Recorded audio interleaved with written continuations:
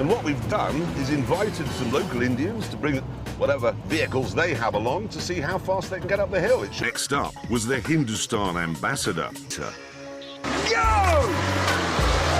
When the Hindustan had finished, it was the turn of the Indian new boy, the Tata Nano.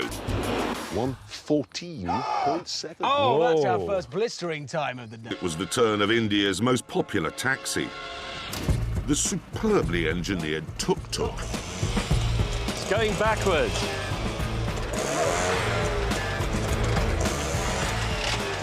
He's going, he's going, he's going, he's going, he's going. This hill climb was so popular Go! Whoa! that things soon got out of control.